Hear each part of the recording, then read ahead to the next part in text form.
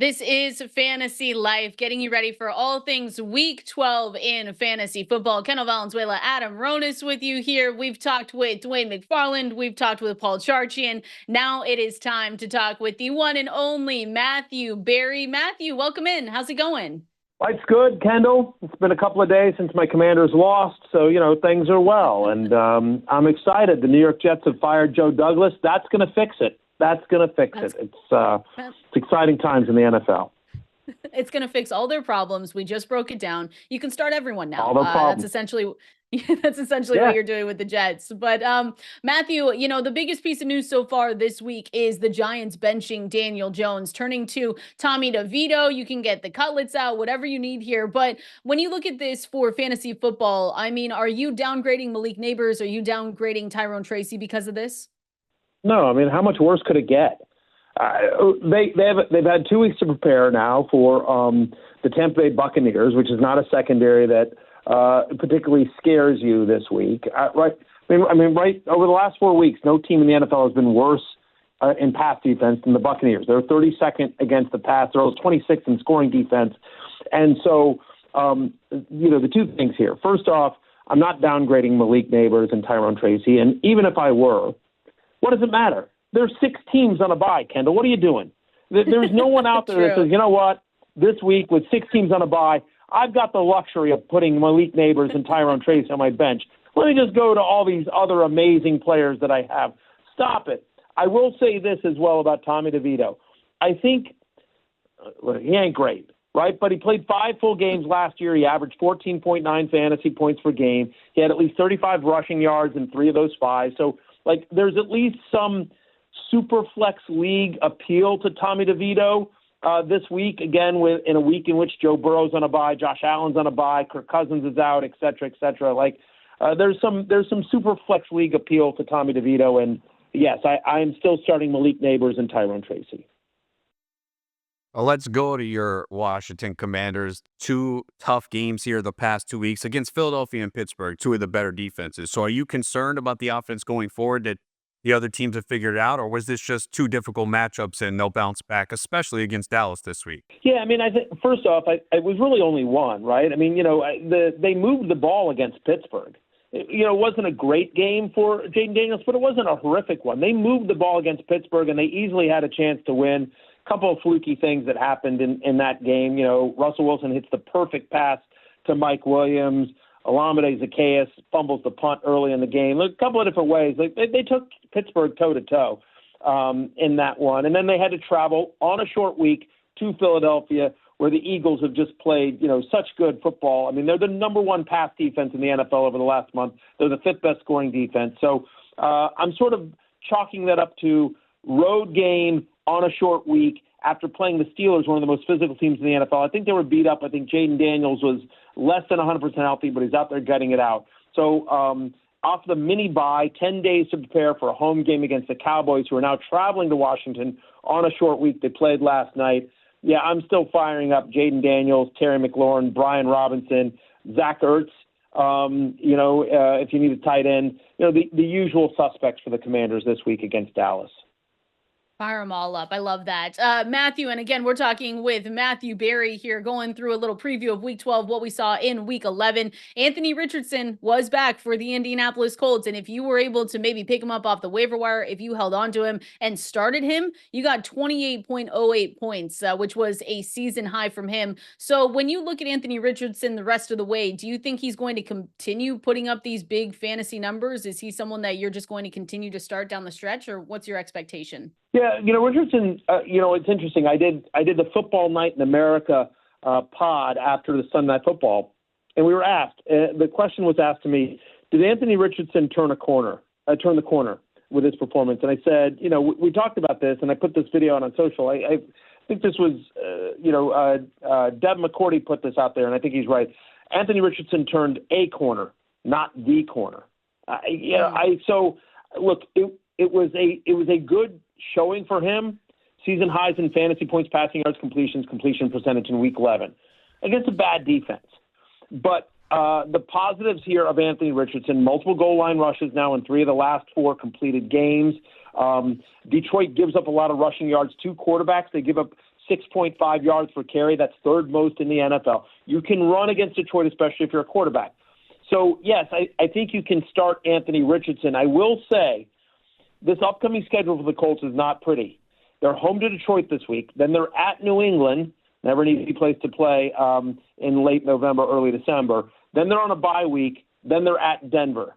So, you got a bye week in there, and 3 of the next 4 weeks they're playing against tough defenses. So I think he's a borderline QB1. I certainly was encouraged by his usage. I was encouraged by the accuracy. He looked better. He looked more like what we expected coming into this season. So there's definitely tons of upside there, but there's also a floor that I think is, there's a lower floor than we would have expected going into the season. So that's a long way of saying I'm starting him, but with my fingers crossed. What were your takeaways from the Bears offense with Thomas Brown taking over as offensive coordinator, and what does it do going forward for their fantasy prospects? I mean, I thought it was a little bit better, right? It seemed like Caleb Williams looked better, quicker throws, getting the ball out of his hands quicker, more, they used his legs a little bit more as well. Keenan Allen got involved. It seemed better. And I don't know,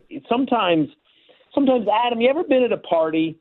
Where you're just like, there's just one person there's just kind of killing the vibe, and then everyone's just sort of like looking around like, when's that guy gonna leave? You know what I mean? And then eventually the guy does, and you're like, thank goodness. Kendall's laughing. Poor Kendall. This happens to her all the time. Yeah. And just like, so I feel like that's the case here. I feel like that's the case with Shane Waldron, that like, even if it wasn't like that drastically different in terms of the play calling, I think just for whatever reason, there were just bad vibes there that just wasn't a fit in Chicago for Shane Waldron. And so I think just somebody different, having some variance there, just helped. It just seemed like more relaxed. The reports that after Shane Waldron was let go, Caleb Williams got up and addressed the team and apologized for his poor play. That was among the reasons that the Bears decided to let Shane Waldron go. Bears players really impressed by Caleb Williams, the young player, taking on that kind of responsibility and owning that. So I think they just played more relaxed. They should have beaten the Packers. But to your point, Adam, just to answer your question directly, like what I saw was getting the ball out quicker and and he was quicker to use his legs. That there was more of an effort to try to get him mobile, which I think helps for fantasy, right? For our purposes. As well. They're home to Minnesota this week, which is a tough game, obviously. But certainly I think you're still starting DeAndre Swift, and there's you can hold out some hope for the other perimeter players. The Keenan Allens, the DJ Moores, even Caleb this week again with 6 teams on a bye. Matthew, and again, talking with Matthew Berry, someone that has entered the party conversation, entered the offensive rookie of the year conversation with your guy, Jaden Daniels, has been Bo Nix for the Denver Broncos. And he put up 28.7 fantasy points in week 11. It was such a strong game from them. Yes, I know it was against the Atlanta Falcons, something that we've talked about this week. But I mean, the rest of the way, how are you looking at not only Bo Nix, but this Denver Broncos team? I think he was right inside our top 10 quarterbacks for our rankings at fantasylife.com going into week 11. And now in week 12, they played the Las Vegas Raiders. Yeah, I mean, that's a great point. We talked about this on Fantasy Football Happy Hour earlier today as well.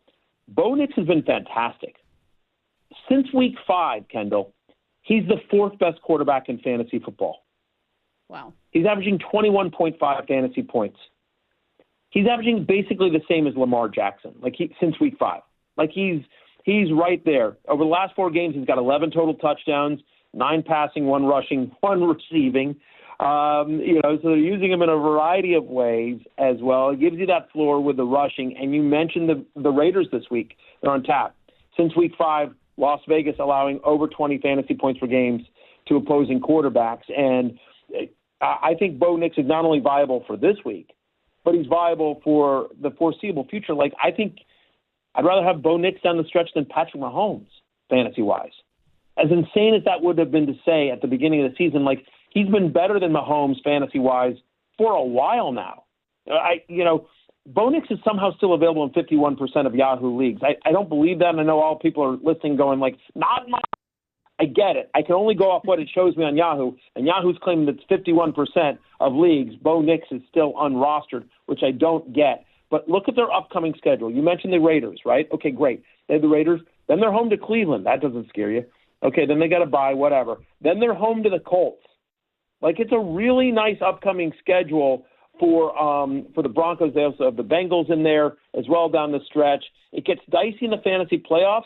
The next four are, except for the bye week, 3 of the next 4 are really nice for Bo Nix, and definitely somebody who'll be inside my top 10 this week for sure. I see a lot of people still not convinced about Taysom Hill. They're like, oh, he's had this big game before and then he does nothing.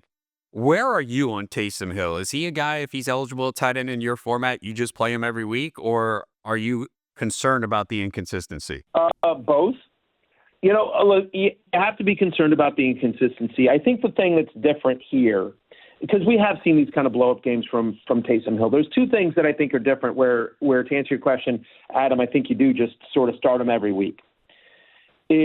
Number one is think about what the Saints have going on. No Chris Olave, no Rashid Shaheed. Like, you know, they dusted off Marquez Valdez-Scantling. Like, I mean, you know, like they just don't have nearly as many weapons as they have in previous years. So there just aren't a lot of other options for them, with the exception of Alvin Kamara. They just don't have a lot of other options for them not to try to go to Taysom Hill. New head coach as well. So obviously you get this kind of production. You're 2-0 as a head coach. You're sort of like, let's keep feeding this guy. The other thing is that that has changed it from previous years is that tight end is so brutal this year. You know what I mean? Like, the position has just been so brutal overall, and that almost every tight end, not all, but almost every tight end has evolved into basically a touchdown-dependent tight end. So if you're telling me, like, basically any tight end that you would normally start, and by the way, Dalton Kincaid, Evan Ingram, Kyle Pitts all on a bye this week, as is Taysom Hill. So you don't have to even make this decision this week because Taysom Hill is out this week. But just in general, like with tight ends that, you know, basically every tight end is more or less touchdown dependent, then like who has a better chance at scoring a touchdown among tight ends than Taysom Hill, who they use in the running game, who they use as a passer sometimes, who they use as a receiver. So yes, he is a touchdown-dependent tight end with a better-than-average chance at scoring a touchdown in any given week. Matthew, appreciate you hopping on with us. We're going to see you on LGTV here shortly. And where can people find you this week? Well, they can find me, as always, on NBC Sports, rotoworld.com. Fantasy Football Happy Hours available on Peacock, on the NFL on NBC YouTube channel, and wherever you get your podcasts. It's out there every single day, Monday through Friday. And, of course, then Sunday morning, Fantasy Football pregame, 11 a.m. to 1 o'clock Eastern. We answer more questions than any other fantasy show out there.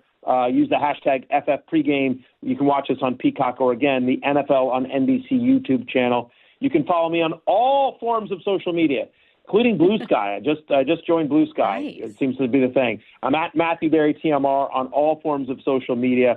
Hey, sign up for our newsletter at fantasylife.com. It's 100% free. Absolutely. Matthew, we appreciate you taking the time, and we'll talk to you in a little bit here. Sounds good, Kendall. Thanks.